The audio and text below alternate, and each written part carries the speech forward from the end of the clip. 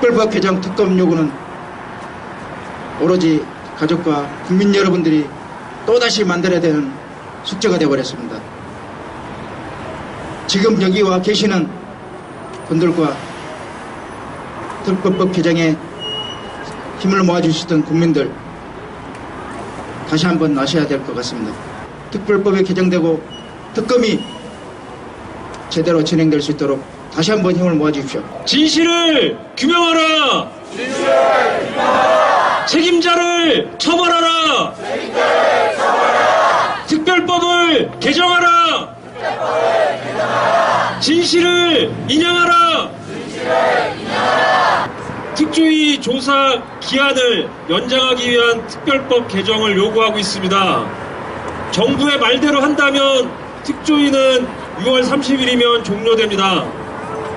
하지만 진실을 위한 규명은 그리고 조사는 아직 첫 발도 제대로 못 띄었습니다. 그런데 벌써 특조위를 끝내려고 합니다.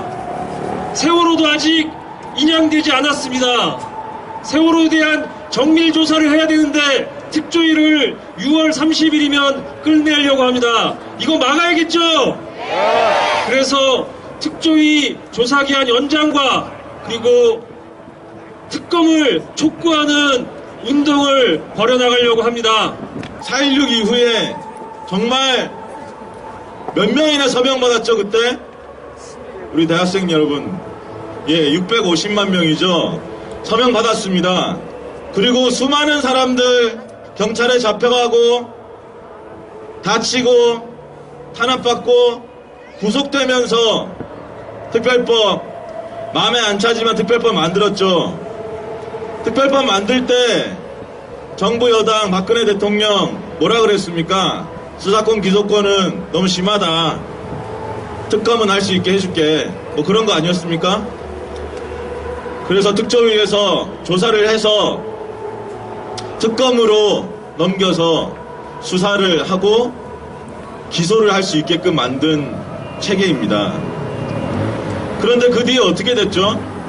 반쪽짜리 특조위 그나마 만들어 놨더니 작년 3월에 위촉장 달랑 주고 예산도 안 줬죠.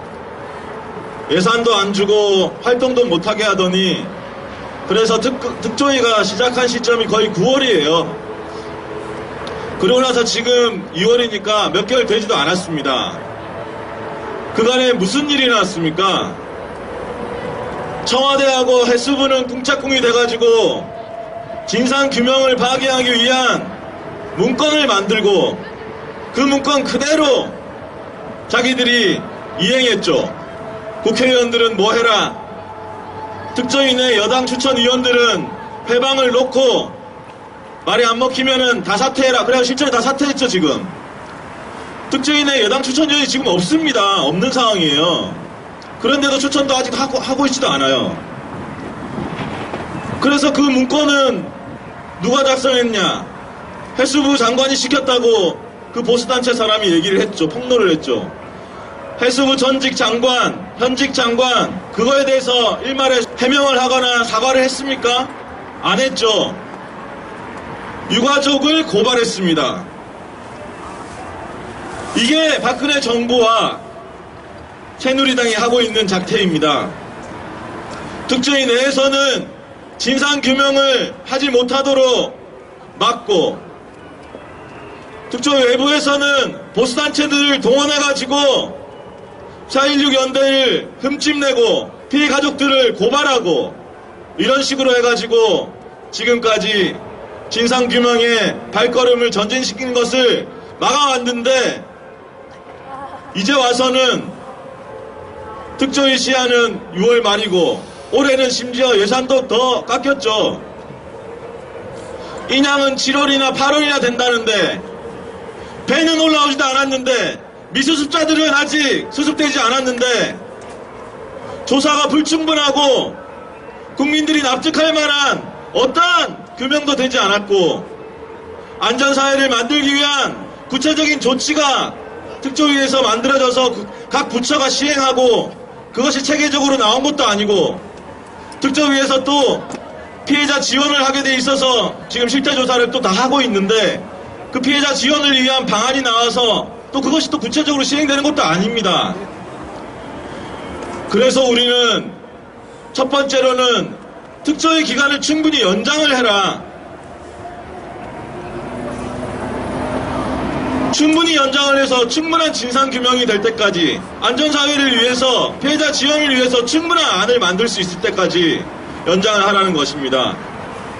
그리고 지금 군안 초기에 해경이 잘못 대응한 것 선원들로 하여금 구조를 하라고 지시함에도 불구하고 그런 임무를 방기한 것에 대해서 당시 검찰은 형식적으로 몇몇 간부 조사만 하고 끝냈습니다. 기소는 하지도 않았죠.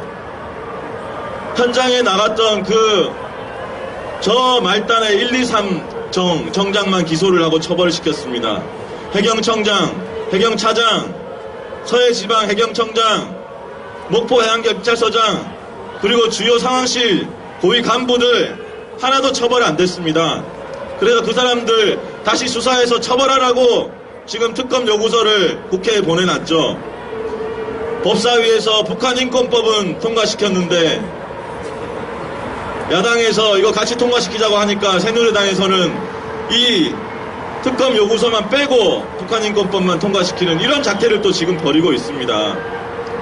겉으로는 박근혜 정부랑 새누리당이 선거가 다가오니까 뭐든 다 해줄 것처럼 얘기를 하지만 실제로는 이 진실규명과 안전사회를 위한 발걸음을 정말 철저하게 막고 해방하고 있는 거 아닙니까, 여러분?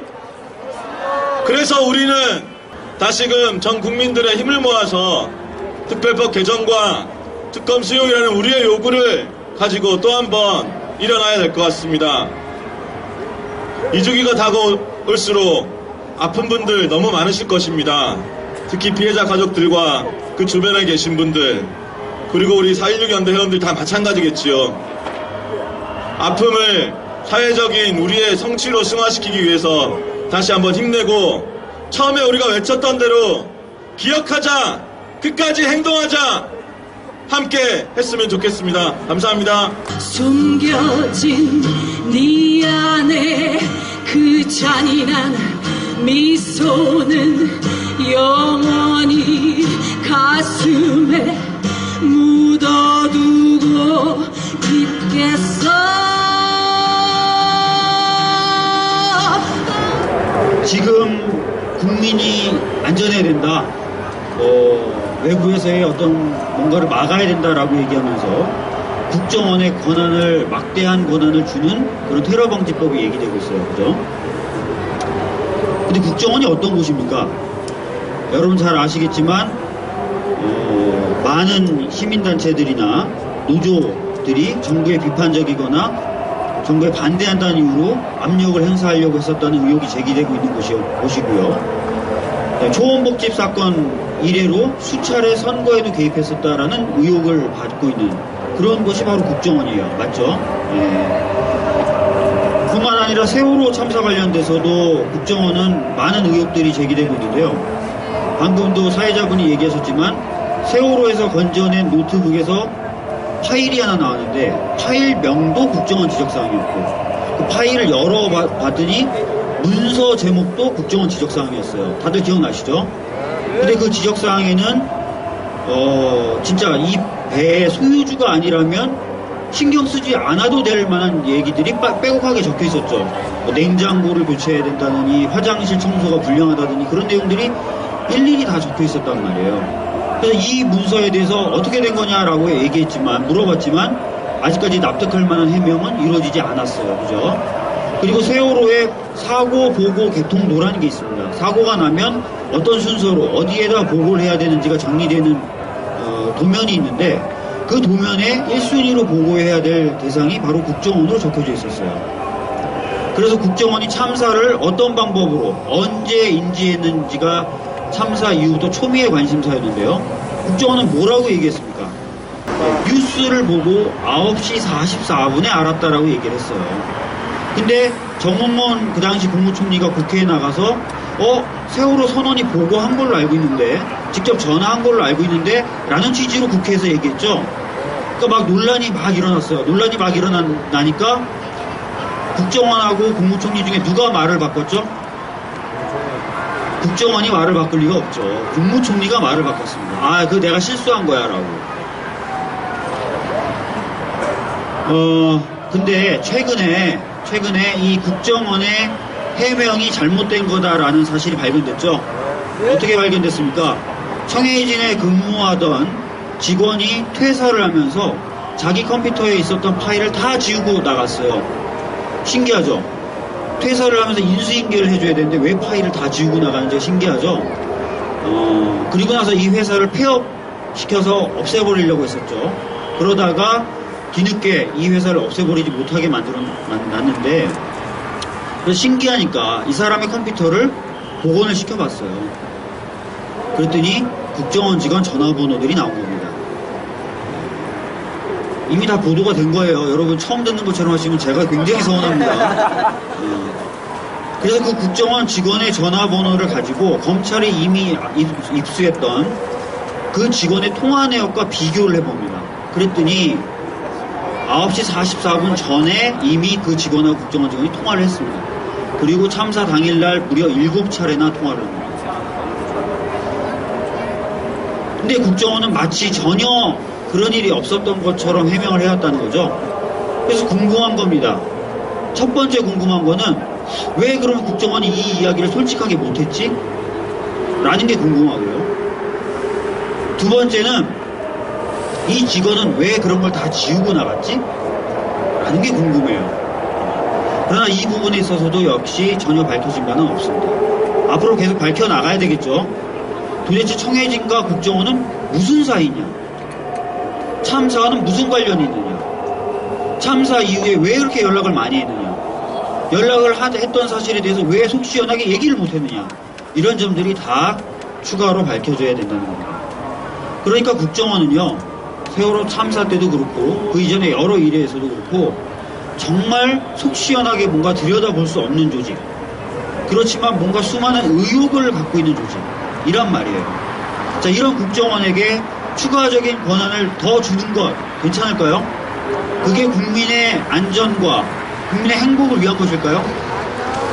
지금 진정으로 국민의 안전을 원한다면 이 문제투성이 국정원에게 권한을 부여하는 것, 그런 테러 방지법을 이야기할 것이 아니라 먼저 국정원을 개혁해서 국민의 이익만을 위해서 활동할 수 있도록, 그리고 국민이 쉽게 감시하고 통제할 수 있도록 만드는 것이 우선돼야 된다고 생각합니다. 세월호 참사 700일은 3월 15일입니다. 3월 15일에 그래서 기자회견도 하고 행사를 하면서 4월 16일까지 한 달간 특별 주간을 만들고, 그래서 더 많은 시민들과 국민들이 세월호 참사 2주기를 기억하고 그리고 진실을 규명하는 싸움에 계속 함께하고 확대할 수 있도록 하고자 합니다. 여기 계신 분들도 다 함께 하실 수 있겠죠?